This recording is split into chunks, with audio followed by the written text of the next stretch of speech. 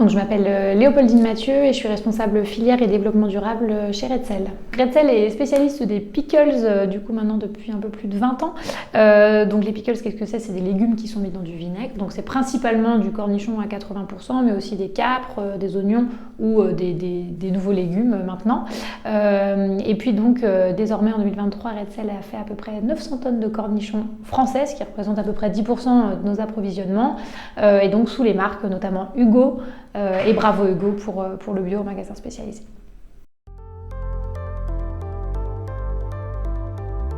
On a d'abord en fait justement le départ des industriels à la fin des années 90 font qu'il y a eu quand même des conserveries qui étaient totalement inoccupées. Donc nous, on a racheté deux sites de production, donc un dans Loir-et-Cher et un dans la Sarthe, ce qui nous permettait aussi de conserver notre savoir-faire en local. Et puis après, ça avait du sens également en fait, de continuer et d'avoir une logique de conditionnement et de production agricole locale, et ça répondait en plus à la demande des consommateurs dans les années 2010 qui petit à petit ont souhaité plus de local.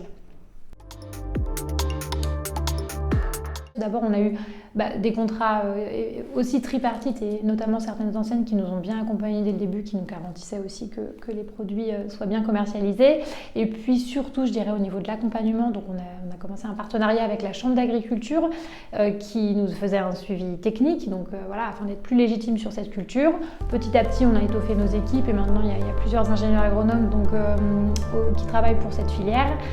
Et puis on a aussi réalisé des contrats avec des agriculteurs qui sont un peu sécurisants, donc des contrats pluriannuels sur 5 ans, qui garantissent à la fois que nous on valorise l'ensemble des calibres qui sortent du champ, qui permettent aussi de mettre en place une assurance climatique en cas d'aléa, de grêle ou autre, qui permettent aussi en fait d'accompagner donc techniquement les agriculteurs au quotidien.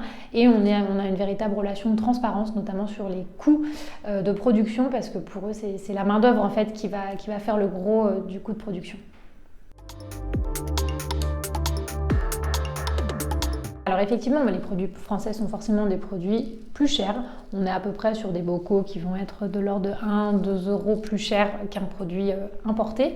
Mais en fait, ça passe par plusieurs leviers. En fait, déjà, il y a de la sensibilisation à faire qui est indéniable pour le consommateur et une transparence sur l'origine, expliquer pourquoi, en fait, déjà, pourquoi c'est plus cher, parce que c'est français.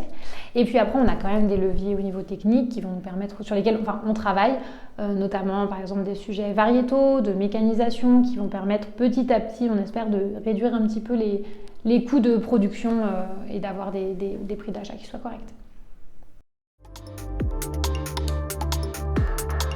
On a encore pas mal de marchés, je pense, à développer, parce qu'à présent, on représente à peu près, je crois, en 2023, 1,7% sur la filière française des parts de marché.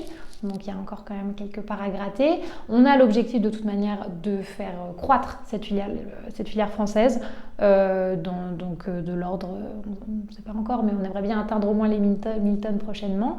Et puis, on a aussi lancé un programme de développement durable, donc avec des démarches un petit peu agroécologiques sur nos ressources, nos consommation en eau, donc c'est aussi des choses qu'on peut valoriser différemment et qui prennent de plus en plus de place au sein de nos productions.